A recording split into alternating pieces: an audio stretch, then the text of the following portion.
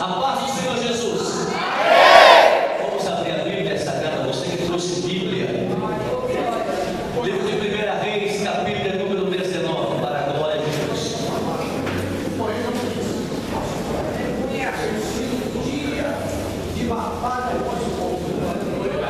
Bendito é o nome do Senhor Jesus. Glória a Deus. Graças a Deus. Livro de 1 Reis, capítulo de número 19. Quando você encontrar, diga amém. O texto é muito conhecido, mas nós vamos nos prender somente no versículo de número 3. Primeiro livro de Reis, capítulo de número 19, versículo de número 3.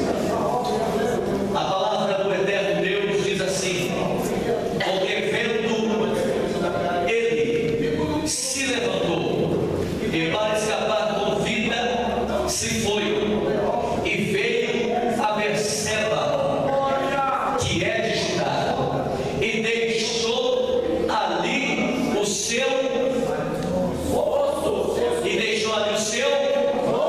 mais forte, deixou ali o seu somente isso. Hoje tome o seu assento em nome de Jesus. Em primeiro lugar, meus irmãos e minhas irmãs, é um prazer poder estar com os irmãos. É a nossa segunda vez aqui na vigília.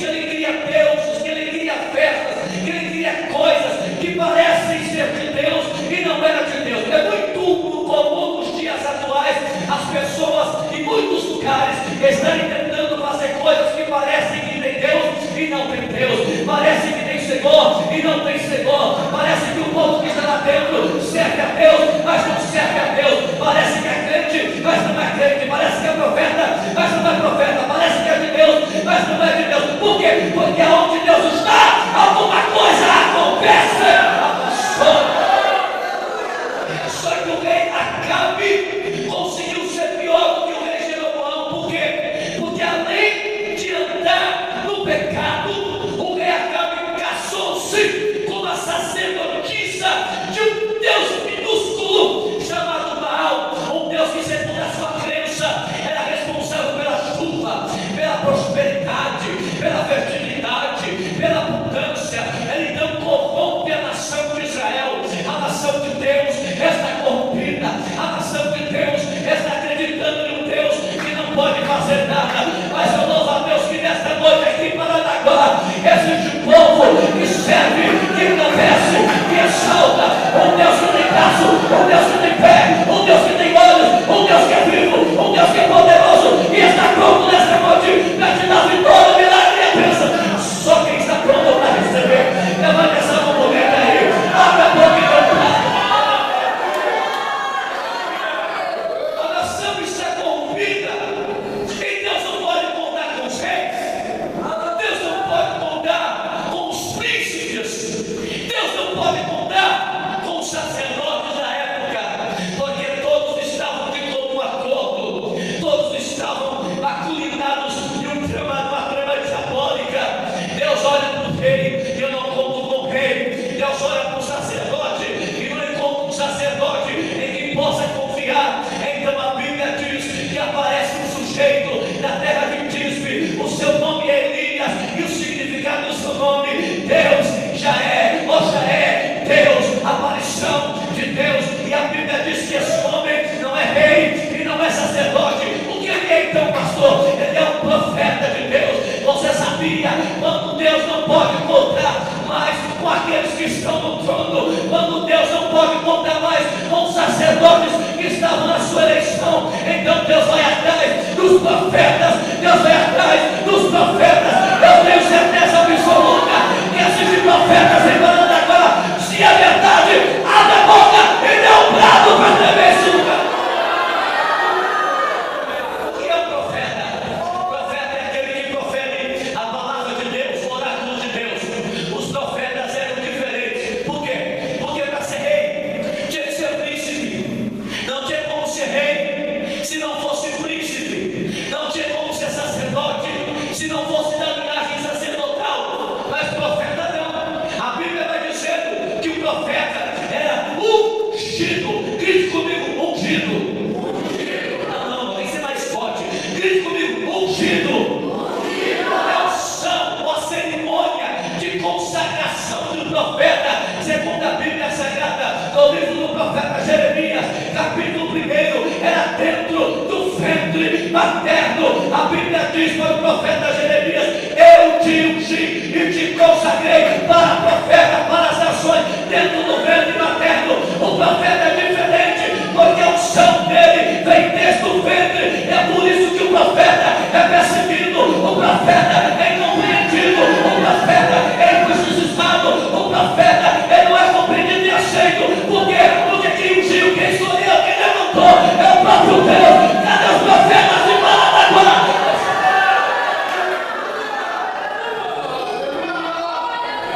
O profeta era ungido por andando, não é? Que no Antigo Testamento você vai encontrar aproximadamente 30 profetas que foram levantados por Deus. Alguns foram estaditas, outros foram boiadeiros, outros foram plantadores de sicômoros, outros foram homens letrados, outros foram indoutos. Porque quando o diabo tentava calar o profeta, Deus levantava outro profeta. Quando o diabo tentava calar o profeta, Deus levantava outro profeta. Não adianta, irmão, não dá para calar a boca de um profeta. Não tem como amordaçar a boca de um profeta. O profeta de Deus é profeta do Senhor, e a palavra de Deus na sua boca é puro fogo, é pura verdade. Deixa eu ver, cutuque esse irmão e pergunta para ele: você é profeta de Deus? Se ele for profeta de Deus, ele vai fazer alguma coisa que é todo o nome de Jesus aqui nessa.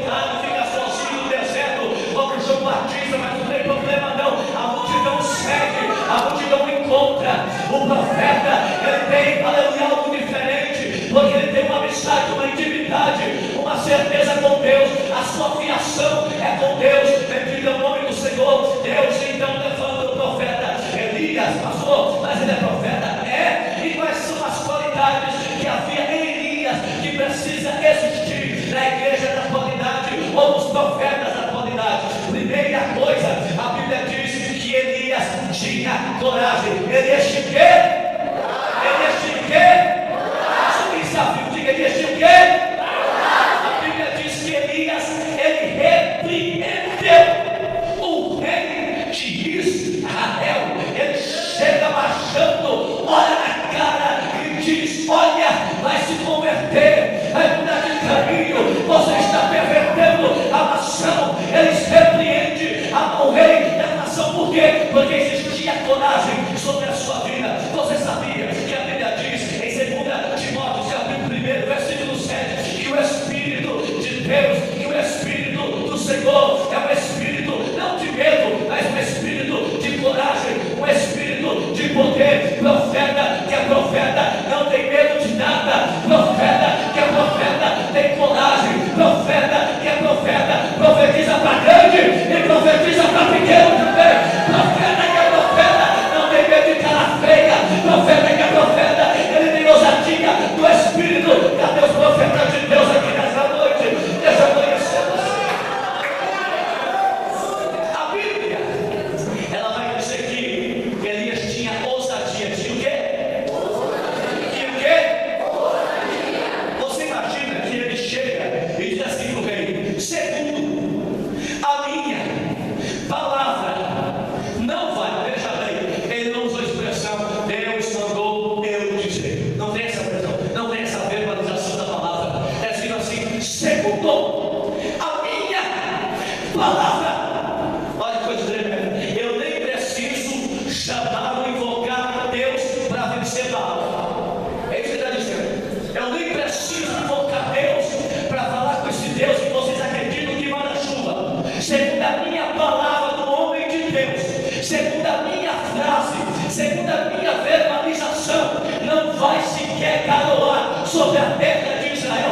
Eu vou envergonhar Baal diante dos seus olhos. E a Bíblia diz que durante 3 anos e 6 vezes a terra não choveu. Sabe por quê? Porque a palavra de Deus da boca de um homem e de uma mulher de Deus, ela se faz verdade. Aleluia. A Bíblia Sagrada vai dizer, senhores e senhoras, que Elias, ele era suprido por Deus. Por quê? Porque todo profeta de Deus, ele é suprido por Deus. A Bíblia diz que quando Deus extingue, cessa a chuva sobre a nação do Senhor, a Bíblia diz que Deus diz a Elias: vá para o rio Querite, fica ao ribeiro do Querite, porque eu já ordenei que os corvos te alimentem, que os corvos venham e te tragam alimento. Levante uma das suas mãos, porque eu vou profetizar muito sério para a sua vida. Eu não sei quais são as suas necessidades, mas sei de uma coisa: se você é um profeta fiel de Deus, se você é uma mulher fiel de Deus, Deus vai suprir cada uma das suas necessidades nessa madrugada, para que o seu nome seja glorificado. A Bíblia diz que Elias vai para o Querite. Querite no hebraico é Shahat.